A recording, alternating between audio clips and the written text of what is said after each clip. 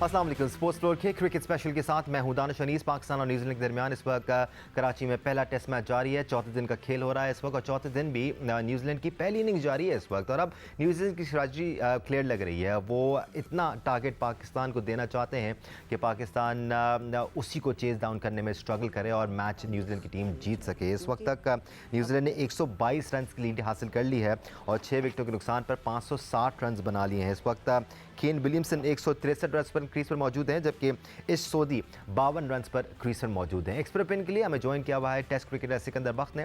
Senior sports journalist Abdul Majid Bhatti हमारे साथ मौजूद हैं।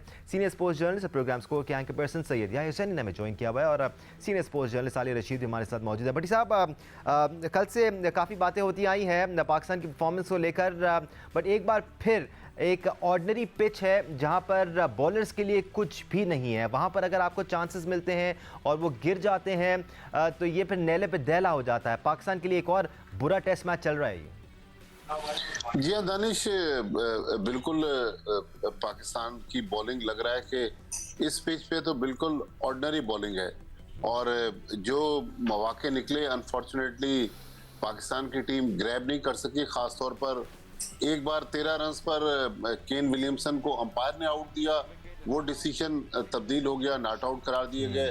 फिर 2 कैचेस स्टंप जो थे वो नोमान अली की गेंद पर सरफराज अहमद ने छोड़े, लेकिन ये पार्ट एंड पार्सल है। मेरे ख्याल में पाकिस्तान की बॉलिंग बिल्कुल इतनी इफेक्टिव मुझे लग नहीं रही इस पिच के हिसाब से कि देखें हम पिच को तो जिम्मेदारी दे रहे हैं, लेकिन कल शाम को जब प्रेस कॉन्फ्रेंस हो रही थी और टॉम लैथम आए थे तो उन्होंने यही कहा था कि 100+ की जब हमें लीड मिल जाएगी और पिच के ऊपर रफ पैचेस बन गए और हम जो है इस मैच को अपने हक में कर लेंगे। अब देखना ये है कि अब जबकि 122 रन की लीड हो गई है, कब डिक्लेरेशन करती है न्यूजीलैंड की टीम। फिर पाकिस्तान की बैटिंग का इम्तहान है कि क्या तीसरी इनिंग्स में पाकिस्तान की बैटिंग इस पिच पे न्यूजीलैंड की स्पिन बॉलिंग का मुकाबला कर सकती है, क्योंकि हमने 2 स्पिनर खिलाए, उनके पास 3 स्पिनर हैं, उनके फास्ट बॉलर ने आउट किए। अभी तक हमारी तरफ से 1 विकेट जो है वो मोहम्मद वसीम जूनियर को मिली है।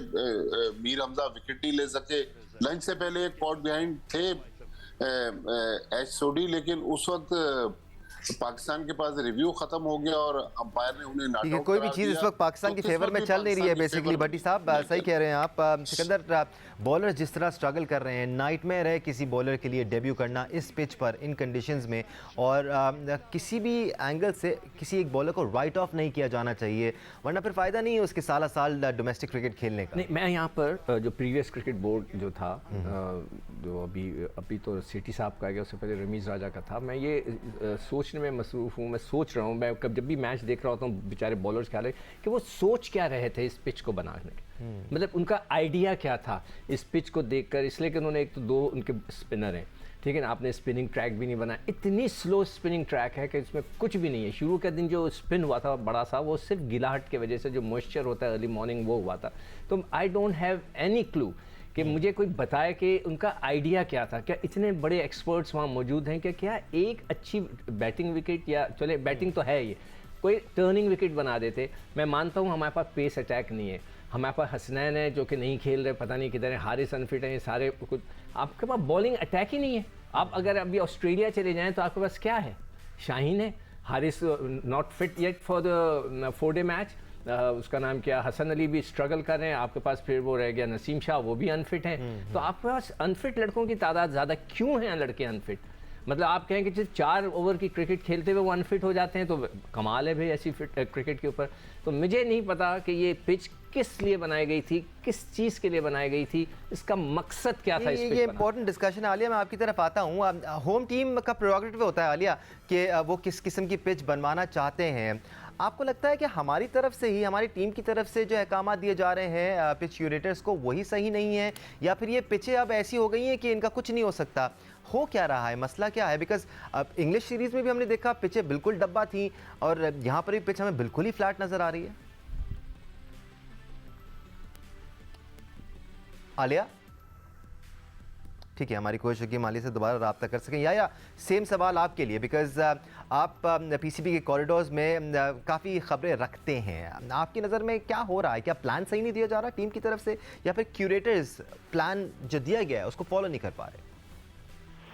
दानिश, मैं थोड़ा सा हट के बात करना चाहूंगा, और बात यह है कि दे आर प्रोफेशनल। बिल्कुल। बात दरअसल ये, कब तक आप ट्रक की बत्ती के पीछे आपको लगा के रखा जाएगा? कभी आप ये बात करेंगे कि T20 के क्रिकेटर्स को आपने टेस्ट क्रिकेट खिला दी, कभी आप रोना रोएंगे पिच का। भाई, न्यूजीलैंड की टीम ने भी आपको इस टेस्ट मैच में 1.5 दिन में पवेलियन भेजा है ना। आपने स्टंप छोड़ा, आपने कैच छोड़ा, आपने रिव्यू नहीं लिया, आपके पास रिव्यू नहीं था, आउट नहीं दिया गया। ये सारी चीजें पार्ट एंड पार्सल है।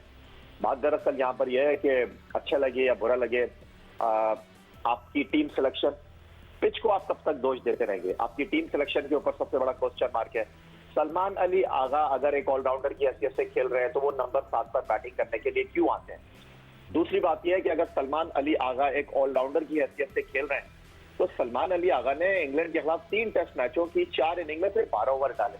सवाल यह है कि भाई वो किस चीज के ऑलराउंडर है? फिर आपके कप्तान यहाँ किस हिकमत अमली के साथ गेंद करवा रहे हैं? ऐसा लगता है कि आपके कप्तान के पास कोई विजन नहीं है। आप कब तक ये बात करते रहेंगे कि बाबर आजम कप्तानी सीख रहे हैं? भाई, बाबर आजम को 10 से ज्यादा टेस्ट मैच कप्तानी करते हुए हो गए। इसका मतलब ये नहीं है कि अगर आपके पास 2 स्पिनर हैं, आपके सामने है कि हम 3 फास्ट बॉलर के साथ पिंडी टेस्ट में चले गए, वो 3 स्पिनर के साथ आए। अब इस टेस्ट मैच को आप देखें, वो 3 रेगुलर स्पिनर के साथ खेल रहे हैं, आप 2 स्पिनर के साथ इस पिच के ऊपर खेल रहे हैं। आपके पास बॉलिंग ऑप्शन ही महदूद है, इंतहाई माजरत के साथ। फिर दूसरी बात यह है कि आपके कप्तान ये भूल जाते हैं कि ये जो 2 बॉलर हैं आपके पास, नोमान और अबरार, वो कोलू के बैल थोड़ी है कि आप उनको जो है वो गाय की तरह घुमाते रहेंगे। इस टेस्ट मैच की अगर मैं बात करूं, इस टेस्ट मैच में आपने जो है वो नोमान से इस टेस्ट मैच में कुछ 63 ओवर 55 ओवर डलवा दिए हैं, 63 ओवर जो है अबरार ने कर दिए हैं। भाई, यहाँ पर कल टेस्ट मैच के पहले दिन जब रिजवान कप्तानी कर रहे थे, उनको कप्तानी से हटाया गया, सरफराज को कप्तानी दी गई। मैं किसी की तारीफ नहीं कर रहा, मैं आपको बता रहा हूँ। कल फर्स्ट सेशन में रन नहीं करने दिए सरफराज ने, उन्होंने कंटेन किया।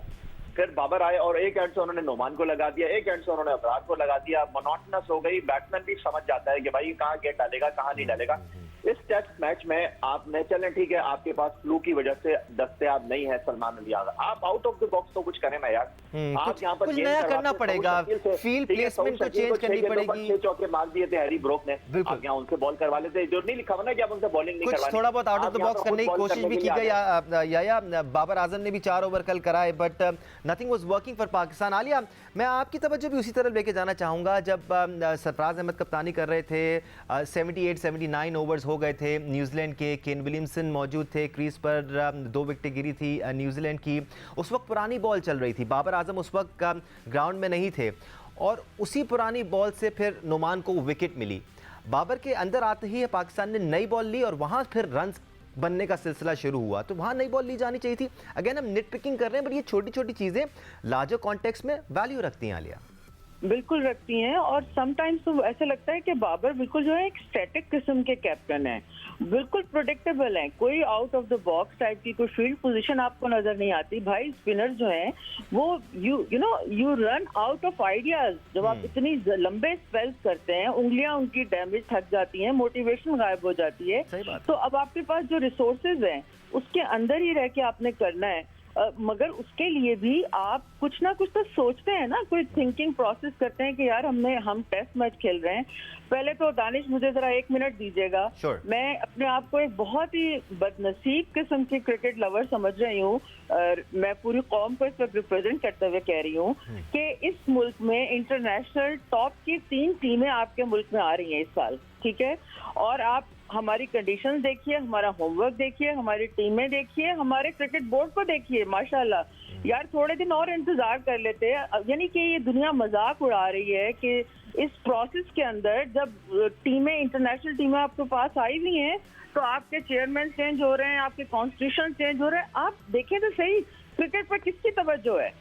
कौन पिचेस पे बॉल कर रहा है, कौन गेंदों पे काम कर रहा है, कौन टीमों को बना रहा है? अब हो क्या रहा है? इसको उठा लो, उसको उठा लो। अच्छा, उसने डोमेस्टिक में अच्छी परफॉर्मेंस दी है, अच्छा इसका पिछला करियर अच्छा है, अच्छा ये बीरबा बच्चा है, इसको उठा लो। अब मीर हमजा बेचारा क्या करे, उसने बेहतरीन अपनी तरफ से ऑफर किया जो उसके पास है, उसके पास स्पीड नहीं है, पेस नहीं है, वो रिवर्स नहीं कर सकता, ठीक है, वो जो कर सकता है वो आपको करके दे रहा है। लेकिन मेरा इस वक्त प्लीज बात समझने की कोशिश कीजिएगा कि आप कहाँ हैं जो क्रिकेट चलाते हैं, वो थिंक टैंक किधर है? क्या वो सिर्फ चेयरमैन क्रिकेट बोर्ड में काम करते हैं, या जो वो और इतने सारे अफसरान बैठे हैं वो क्या क्रिकेट के लिए काम नहीं कर रहे?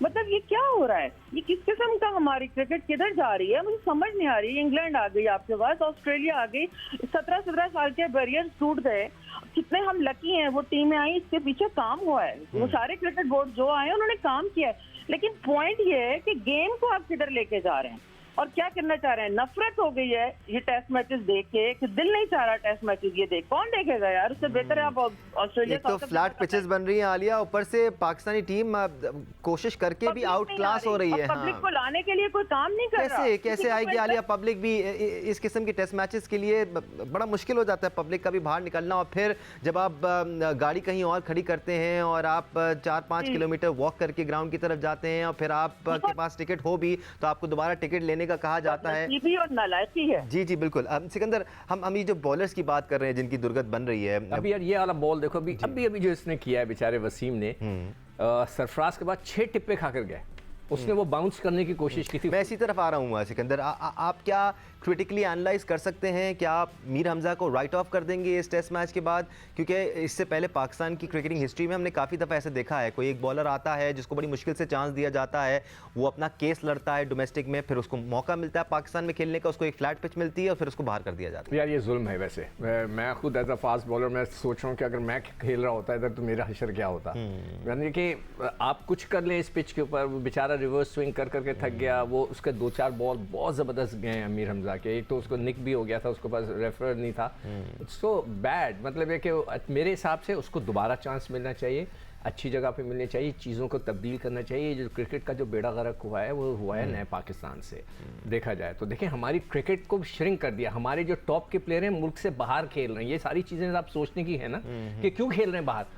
यार किसने ये कानून बनाया? दुनिया में आप ऑस्ट्रेलिया, इंग्लैंड, न्यूजीलैंड इनकी क्रिकेट को फॉलो करते हैं ना, किसी को इजाज़त नहीं होती अपने सीज़न में बाहर जाकर खेलने की। हमारे सारे लड़के बाहर खेल रहे हैं, इसलिए खेल रहे हैं कि आपने इतना छोटा कर दिया है डोमेस्टिक क्रिकेट को कि वहाँ पे खेलने की गुंजाइश ही नहीं है। और उसमें भी जो इंटरनेशनल प्लेयर्स हैं, जो इंटरनेशनल लेवल पाकिस्तान की नुमाइंदगी करते हैं, वो नेशनल लेवल के प्लेयर्स के साथ खेल नहीं रहे। तो क्रिकेट स्पेशल, न्यूजीलैंड की पहली इनिंग्स पहले टेस्ट मैच की जारी, 140 रन की लीड अब चढ़ा दी है न्यूजीलैंड की टीम ने, और मजमूई तौर पर 578 रन बना लिए 6 विकेटों के नुकसान पे। तो लेट्स सी कहाँ तक जाते हैं न्यूजीलैंड के बैट्समैन और कितना टारगेट देते हैं पाकिस्तान को दूसरी इनिंग्स में पूरा करने के लिए। याद रहे न्यूजीलैंड के भी एक और बार बैटिंग बाकी है, सेकंड इनिंग्स बाकी है। हमको ज़रा वनडे स्क्वाड के बारे में बात कर लेते हैं।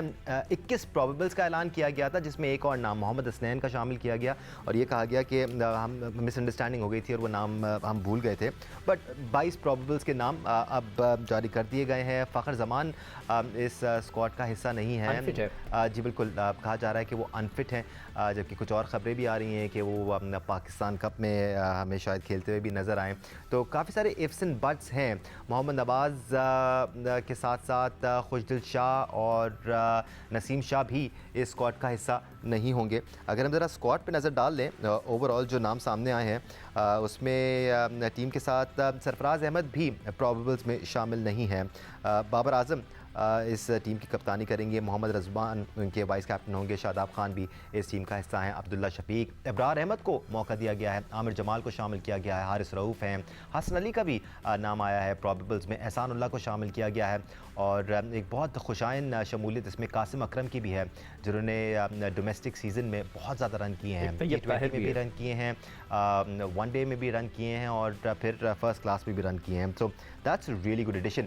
Sikandar, your views on the one day squad? अभी तो प्रोबेबल्स ही आए हैं वैसे। देखिए, मुझे खुशी हुई है कि हसनैन को शामिल कर लिया। मैं खुद हैरान था, वो एक तेज़ बॉलर है, आप उसको बनाना है, और बनाना कैसा है? डोमेस्टिक क्रिकेट में खिलाकर। और डोमेस्टिक क्रिकेट में कब खिलाएंगे आप? इसलिए कि जब तक डोमेस्टिक क्रिकेट बढ़ेगी नहीं, हमारी फैलेगी नहीं, जब तक के वो हसनैन, हारिस, ये लड़के अच्छे नहीं होंगे, वरना हमारा पेस अटैक ख़त्म हो गया। नसीम शाह भी अनफिट हैं, शाइन भी है, तो you have to develop this place. मगर एक बात मैं यहाँ पे ज़रूर बताना चाहूँगा, मुझे बहुत ज़्यादा खुशी हुई जब मैंने अखबार में परसों पढ़ा, कल का अखबार में पढ़ा, कल प्रोग्राम नहीं हुआ था, कि 3 अंडर 19 के बच्चे अरफात, बासित और जीशान को उन्होंने इंक्लूड किया, आकर बैठे। देखें, ये बात मैं पिछले 10-15 साल से कर रहा हूँ कि जो अंडर 19 के बच्चे हैं उनको ला के बेंच पे बिठाएं ताकि उनको एक एक्सपोजर मिले, खुशी मिले। मैंने 1979 का 10 दफ़ा जिक्र किया, मैं आज दोबारा करूंगा कि न्यूजीलैंड का टॉस हुआ, हम लोग बैटिंग करने लगे, मैंने देखा कि टॉस खत्म होने के बाद 3 लड़के सामान उठा के जा रहे थे, तो मैंने पूछा आप लोग कहाँ जा रहे हो, तो कहने लगे हम डोमेस्टिक क्रिकेट खेलने जा रहे हैं। तो मैंने कहा फील्डिंग कौन करेगा, तो कहने लगे वो हमारे अंडर 19 के और लोकल लड़कों को हमने बिठा दिया, वो करेंगे। ये 1979, 40 साल पहले उनका ये अप्रोच थी, हमें अब मिली है। मैं मुबारकबाद देना चाहता हूँ शाहिद अफरीदी को, सेठी साहब को, कि उनका जो ये विजन है, ये एक्सेलेंट विजन है, और उन्होंने पुराने लड़कों को वापस भेज दिया कि जाकर खेलो। मेरा सवाल ये है कि किसी ने सवाल पूछा कि बच्चे प्रेसिडेंट कप क्यों नहीं खेल रहे, मैं उनको जवाब, पाकिस्तान कप, तो मैं उनको ये बताना चाहता हूँ कि भाई आप ये सवाल करें कि शादाब क्यों नहीं खेल रहा, मलिक साहब क्यों नहीं खेल रहे, ये लोग क्यों नहीं खेल रहे। जो सीनियर प्लेयर जब आपका कप नहीं खेलते तो वो वीक हो जाता है। ज़्यादा ज़रूरी ये है कि सीनियर प्लेयर्स डोमेस्टिक टूर्नामेंट खेल के अपना एक्सपीरियंस शेयर करें डोमेस्टिक प्लेयर्स के साथ, फिर आपको पता चलेगा कि किसकी कितनी अच्छी परफॉर्मेंस चल रही है। और ये चीज़ें 4-5 साल से नहीं हो रही थी, हमने सीनियर प्लेयर्स को डगआउट में बिठाया हुआ था और वो मैचेस नहीं खेल रहे थे। बट भट्टी साहब, आपकी राय इस 22 प्रोबेबल्स की लिस्ट पर? दानिश, जो सबसे अच्छी चीज़ है कि तैयब ताहिर जो मुसलसल स्कोर कर रहे थे उनको मौका मिला है। कासिम अकरम यंगस्टर पाकिस्तान अंडर 19 के कप्तान भी रहे, वो बड़े ज़बरदस्त प्लेयर हैं, ज़बरदस्त ऑलराउंडर हैं, उनको मौका मिला है। शर्जील खान, जब शर्जील खान पर पाबंदी ख़त्म हो गई तो शर्जील खान को भी मौका मिला है। उम्मीद यही है कि जब ये 16 का स्क्वाड बनेगा तो जो डिजर्विंग प्लेयर हैं उनको मौका मिल सकेगा जी। लेकिन आज एक और डेवलपमेंट हुई है कि नसीम शाह, मोहम्मद नवाज जो पाकिस्तान के टेस्ट स्क्वाड में शामिल थे, आज उनको रिलीज कर दिया गया है कि जाएं पाकिस्तान कप के मैचेस खेलें। अच्छा, थोड़ी देर पहले जो पिच की बात हो रही थी उस पर मैं भी थोड़ा अपना इनपुट, बल्कि एक इंटरेस्टिंग फैक्ट जो है वो आपसे शेयर करना चाहता हूं कि हम तो मैच पे ज्यादा कॉन्सेंट्रेट करते, साइडलाइन पे जो चीजें चल रही होती हैं। मुल्तान टेस्ट मैच में जिन साहब ने पिच बनाई, आगा जाहिद, फॉर्मर टेस्ट क्रिकेटर और पाकिस्तान के चीफ क्यूरेटर, उस टेस्ट के बाद दानिश उनको खामोशी से नौकरी से फारिग कर दिया गया। इंग्लैंड के खिलाफ कराची टेस्ट और ये न्यूजीलैंड के खिलाफ कराची टेस्ट, इसके लिए जो पीसीबी ने नए क्यूरेटर हैं, कोई उस्मान अरशद साहब, अरशद बाटा, सिकंदर बख्श साहब बताएंगे, फॉर्मर फर्स्ट क्लास क्रिकेटर थे, उनके बेटे हैं। अच्छा। वो अब पिचेस बना रहे हैं पीसीबी के लिए। तो मतलब देखें, पिचेस तो क्यूरेटर बना रहे हैं, लेकिन कप्तान चूंकि बैट्समैन है, वो उनका उसमें ज्यादा इनपुट होता है। तो अब बाबर आजम पे भी तो है ना कि बाबर आजम वो पिचेस बनवा रहे हैं क्यूरेटर। बिल्कुल भट्टी साहब, I wish we could talk in detail about this. हम कल के प्रोग्राम में जरूर बात करेंगे। वनडे स्क्वाड के बारे में बात करना चाह रहा था। आलिया, आपकी राय इन प्रोबेबल्स के बारे में? शर्जील खान का भी नाम आया है। अगर आप नेशनल T20 देखें, वनडे देखें या फिर कायदे आजम ट्रॉफी देखें, तीनों में साइम अयूब के शर्जील खान से ज्यादा रन हैं, वो भी फ्लैम्बॉयंट हैं। आपकी नजर में सही चॉइस है या फिर साइम अयूब को चूज किया जाना चाहिए था? शर्जील खान जो है वो बड़े जबरदस्त प्लेयर हैं। ठीक है, गलतियां जो हुई हैं और अगर अपनी सजा के बाद कोई प्लेयर आता है तो उसको वो पोटेंशियल जो है उसको इस्तेमाल करना चाहिए। और नौजवान प्लेयर्स आ रहे हैं, बिल्कुल सही है, लेकिन एकदम से हम बहुत ज्यादा चेंजेस करके या इनएक्सपीरियंस प्लेयर्स को डाल के थोड़ा रिस्क ले सकते हैं। ऑल्दो कासिम अकरम का इंक्लूजन मुझे बहुत अच्छा लगा है, क्योंकि न सिर्फ ये कि वो मॉडर्न शॉट्स हैं उनके पास, बल्कि वो बहुत अच्छे ऑफ स्पिनर भी हैं। तो हफीज के बाद जो खला थोड़ा सा है वो ये नौजवान पूरा कर सकता है। और दूसरा एक और प्लेयर हैं एहसान उल्लाह, वो भी बहुत मुझे पसंद आया। अगर पता नहीं चांस मिलता है या नहीं, लेकिन बहुत अच्छी पेस के साथ ये गेम करते हैं। राइट आर्म फास्ट बॉलर हैं केपी से। और अभी कायदे ट्रॉफी के डेड ट्रैक्स में भी इन्होंने बहुत अच्छी परफॉर्मेंस दी, टॉप विकेट टेकर रहे हैं। ताहिर का सुन के भी खुशी हुई होगी आलिया आपको? जी बिल्कुल सब अच्छे प्लेयर्स जिनको जो खेल रहे हैं अच्छा, उनको देख के अच्छा लगता है। इस बात पे वाकई मुबारकबाद बनती है शाहिद आफरीदी और सिलेक्शन कमेटी को कि जो लोग जो करेंटली परफॉर्म कर रहे हैं आप उनको पिक करें, और ये नहीं कि सिर्फ आप नामों की वजह से रहें वो करें। और दूसरा चलते चलते एक बात कहना चाह रही थी ठीक कि है आलिया, अनफॉर्चुनेटली टाइम हमारे पास ख़त्म हो गया है। और अगर हम पाकिस्तान के स्क्वाड की बात करें तो जब 16 की अनाउंसमेंट होगी उस पर भी हम बात करेंगे और एनालिसिस शामिल करेंगे। आज के लिए इतना ही, अल्लाह हाफ़िज़।